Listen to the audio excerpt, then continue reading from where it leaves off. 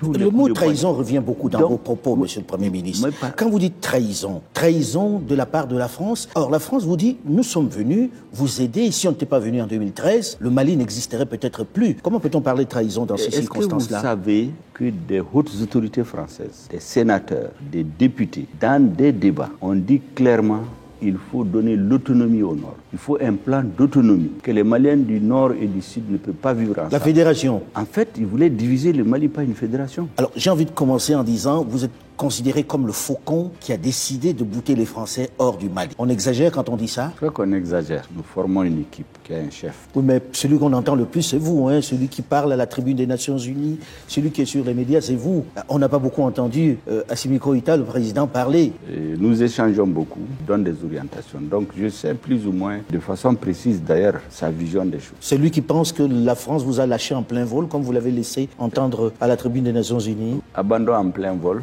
C'est un militaire. Dans l'art militaire, quand on dit qu'on a abandonné en plein combat, en fait c'est la trahison. Mais on a adouci les termes en parlant d'abandon en plein vol. Ces officiers ont fait entre 15 et 18 ans sur le théâtre des opérations militaires dans le Nord. Ils ont été enlevés, séquestrés par les terroristes pendant des mois. Ils ont échappé à des embuscades. Et lui, c'est le commandant des forces spéciales. Les opérations les plus... Il était sur le terrain. Difficiles. Donc, c'est des hommes qui ont vécu dans leur chair, dans leur âme, toutes les trahisons, tous les coups bas. Le mot trahison revient beaucoup dans vos propos, Monsieur le Premier ministre. Quand vous dites trahison, trahison de la part de la France, or la France vous dit, nous sommes venus vous aider, et si on n'était pas venu en 2013, le Mali n'existerait peut-être plus. Comment peut-on parler de trahison dans ces circonstances-là? Est-ce que vous savez que des hautes autorités françaises, des sénateurs, des députés, dans des débats, ont dit clairement il faut donner l'autonomie au Nord. Il faut un plan d'autonomie, que les Maliens du Nord et du Sud ne peuvent pas vivre ensemble. La fédération. En fait, ils voulaient diviser le Mali, pas une fédération. Le 15 mai 2015, quand l'accord pour la paix et la réconciliation issu du processus d'Alger a été signé, le lendemain, le ministre de la Défense français, Jean-Yves Le Drian, il a donné une interview sur RFI. Il dit que les Maliens du Nord et du Sud ont tout fait pour vivre ensemble. C'est difficile. Conclusion, on l'attire. Avant lui au Sénat, que ce soit de gauche ou de droite, au Parlement, c'est documenté. Ils ont dit qu'ils vont donner un plan d'autonomie. Le ministre des Affaires étrangères de Nicolas Sarkozy, Alain Juppé, je l'ai écouté, j'ai documenté. Il a dit sur la chaîne LCI que son dernier voyage au Mali, en mars 2012, il a dit à ATT qu'il faut donner l'autonomie aux Touaregs. Des chefs indépendantistes ont dit que c'est la France qui leur a promis de diviser le Mali pour faire un État. Donc, quand après le pays a été envahi et que notre gouvernement a saisi l'État français, ce qui a été dit, convenu, pourquoi je parle de trahison, ce qui a été convenu, la lettre est très claire, appui aérien et à renseignement. Il n'était pas prévu des militaires français au sol. C'est les soldats maliens qui ont libéré Konna, qui ont libéré Gao, qui ont libéré Tombouctou. Arrivé à Néfis, c'est l'armée française qui leur a barré la route. C'est la mer des... C'est réel ça que l'armée française a empêché d'entrer dans Kidal? C'est authentique. Avec quelle explication? Comment c'est expliqué qu'ils ne puissent pas rentrer dans une ville du Mali? Ils se sont opposés par les armes et l'ambassadeur de France, qui était là en ce moment, il s'appelait Christian Rouillet, pour avoir dit à son gouvernement, vous êtes en train de faire une faute. Ceux que vous soutenez ne sont pas représentatifs, ni dans la communauté touareg, ni dans la communauté. Ne vous discréditez pas avec eux. 2 jours après, on l'a relevé. Vous savez par qui on l'a remplacé? Non. Par l'officier de la DGSE, l'officier de liaison avec les mouvements séparatistes. La Direction générale de la sécurité extérieure, les services de renseignement. C'est un officier qui vient, qui s'appelle Gilles Iberson. C'est lui qu'ils ont désigné ici comme ambassadeur. On se souvient de la liesse populaire ici, lorsque François Hollande, alors président, est venu ici, où on le remerciait pour avoir sauvé le Mali. 9 ans après, qu'est-ce qui s'est passé pour qu'on demande à l'armée française de partir dans la rue, partout, les politiques? Non, parce que ce jour-là, les Maliens ont crié à la sincérité des dirigeants français. Mais lorsqu'on a empêché l'armée de rentrer à Kidal, les Maliens se sont dit, mais attention, qu'est-ce qui se passe? Et comme par hasard, les terroristes se sont trouvés dans ce sanctuaire. Ils se sont préparés pendant 2 ans. Pendant ce temps, l'armée française, qui n'était pas prévue d'être au sol, pendant qu'ils interdisaient à l'armée malienne de rentrer au sol, ils amènent 4000 militaires. Avec un budget de 1 milliard. Mais est-ce que ce n'est pas avec l'autorisation du Mali? 4000 militaires, ce n'était pas prévu par l'opération Serval. Ce qui a été dit aux Maliens, ce n'est pas ça. 1 milliard de francs CFA par jour. Tout le reste est venu de ça. Est-ce que vous savez qu'Assimi Goïta, pour la petite histoire, fait partie des officiers qui ont été bloqués à la porte de Kidal? Les unités spéciales, ils ont pris un Néfis. Ils s'apprêtaient à donner l'assaut sur Kidal. Les Français ont bloqué. Qu'est-ce que vous faites maintenant que vous leur demandez de partir? Non, nous ne leur avons pas demandé de partir. C'est eux qui ont dit qu'ils partent. Ce qui s'est passé... Sous une certaine pression de la part des autorités et de la rue. Pas du tout. On a vu les pancartes fleurir les pancartes dans sont le pays. venues plus tard. C'est eux qui ont dit le 3 juin et le 10 juin, parce qu'il y a un nouveau gouvernement, qu'ils vont quitter le Mali au motif que le Mali s'apprêterait à discuter avec les terroristes. C'est la raison avancée. Vous avez un accord de défense avec nous. Vous décidez d'en sortir. Vous ne nous avisez pas, c'est sur les médias qu'on apprend. À un sommet du G5 Sahel, le président français vient tout d'égo annoncer. Ce jour-là, notre président lui a dit, monsieur le président, ce n'est pas comme ça. Deuxièmement, nous savons que les deux forces terroristes au Sahel, c'est Al-Qaïda et les GIS. Les 70%, 80% de nos problèmes, ça vient d'Al-Qaïda. Toutes les emprises où il y a Al-Qaïda, les Français disent qu'ils les laissent. Ils partent se concentrer dans la zone des zones 3 frontières. Donc c'est une façon de dire au Mali, on vous livre Al-Qaïda. L'accord qui nous lie, on le relie, on fait le divorce en bonne et due forme. Nous avons proposé une réécriture de l'accord, ils l'ont mis dans le tiroir. Certainement en attendant de renverser le régime, ils n'en ont parlé à personne. Et maintenant, arrivé à un moment donné, ils se sont énervés, ils se sont mis à insulter nos autorités. Leur ambassadeur se livrait à des activités subversives ici.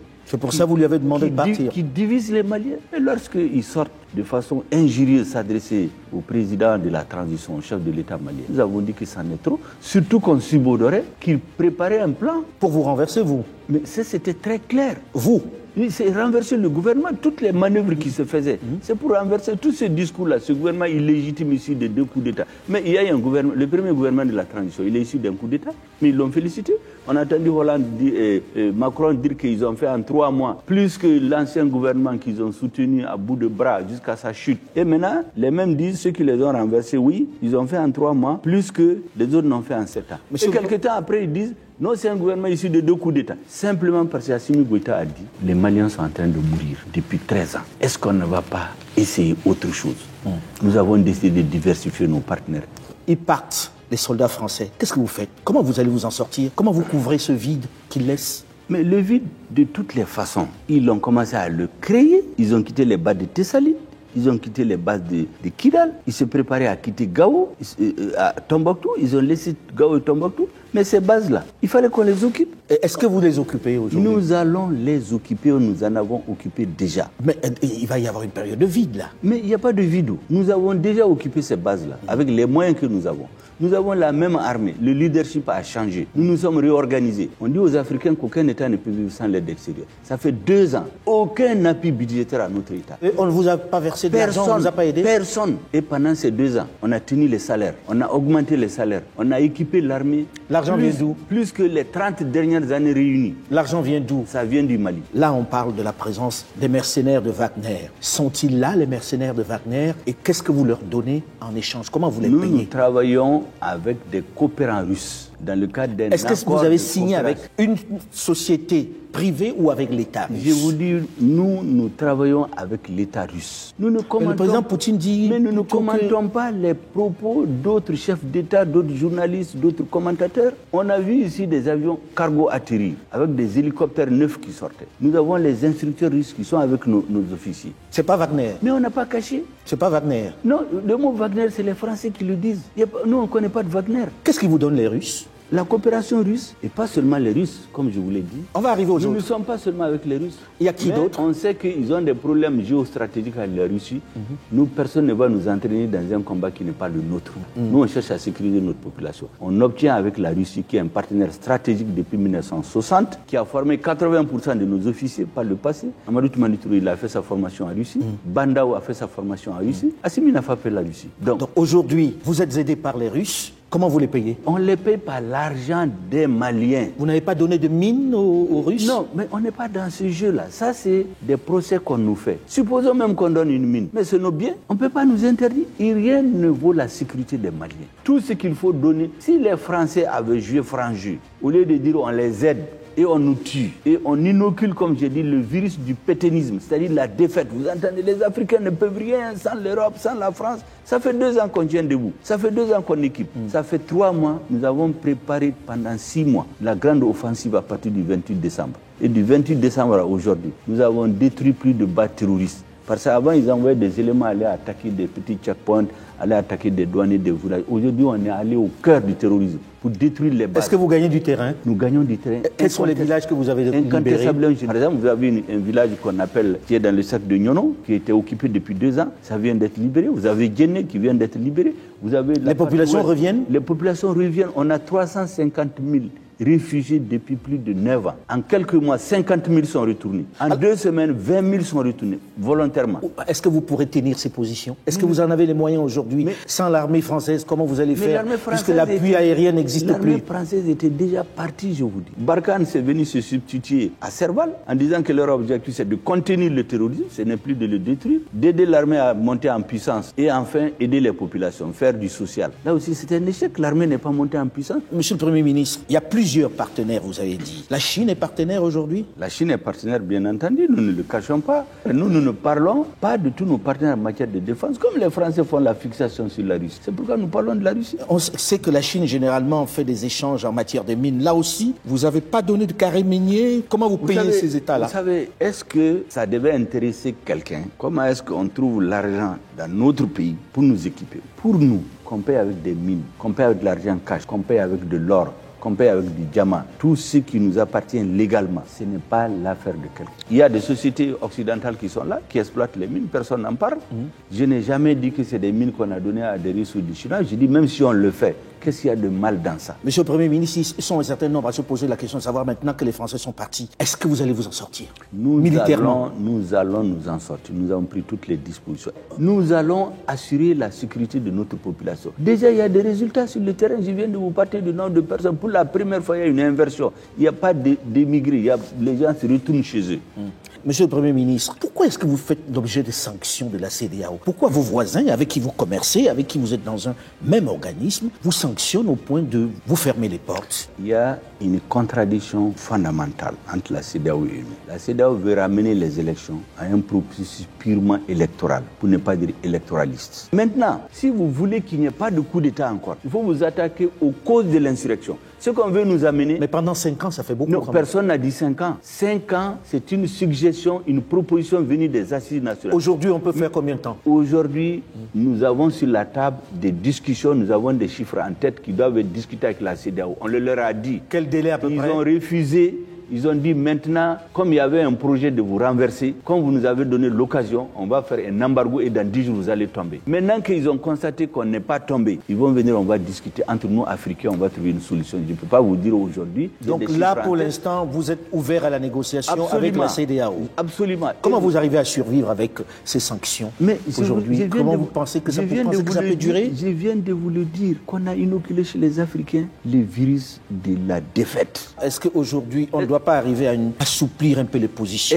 Mais nous sommes d'accord pour les assouplir, mais on ne peut pas nous conduire au suicide. La CEDEAO veut qu'on organise des élections sans nous attaquer aux sources du soulèvement. Ça fait 4 coups d'État à moins de 30 ans. Pourquoi? Parce qu'on ne règle pas les problèmes de fond. La démocratie ne se ramène pas aux élections. C'est ce que la CEDEAO veut faire. Et deuxièmement, quand vous voulez instaurer un état de droit, vous respectez un minimum de droits. Aucune disposition de la CEDEAO n'a prévu un embargo. Aucune disposition de la Banque centrale des États d'Afrique n'a prévu ce qu'ils sont en train de faire. Il y a la Convention des Nations Unies sur les pays sans littoral qui interdit un embargo contre un pays sans littoral. Comment vous voulez violer les règles communautaires, les règles internationales, les règles nationaux pour dire que vous voulez instaurer un état de droit? Parce que vous voulez juste renverser le régime, amener des Tout gens... ceci est aujourd'hui devant la Cour de justice.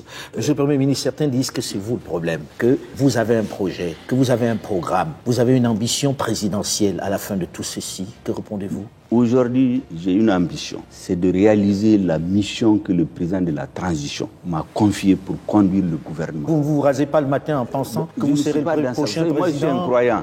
Chaque homme suit son destin. Dieu a créé les conditions pour que le président porte sa confiance en moi. Mais vous ne serez pas candidat par hasard? Mais moi, je ne rentre pas dans ce débat. Nous voulons d'abord sortir notre pays de la... Le Mali est tombé, couché, humilié. Nous voulons le soigner, le faire asseoir, le faire marcher, le faire courir. Mais vous ne pouvez pas le faire sans vos voisins. Mais nos voisins, Et vous êtes fâché avec vos voisins? Mais nos voisins, on n'est pas fâché avec eux. Ils ont compris, je crois, leur tort. Le centre de gravité de notre pouvoir, ça doit être le peuple. Le jour où le peuple n'est pas d'accord avec nous, nous tirerons les conséquences. Les autres dirigeants, ils avaient peur de parler. Parce que quand tu parles, quand la France est fâchée, tu ne seras plus rien. Enfin, nous avons décidé d'expliquer à notre peuple. Si le peuple nous dit demain qu'il n'est plus d'accord avec nous, le lendemain, on tire les conséquences. Ce peuple veut être libre et nous allons le libérer.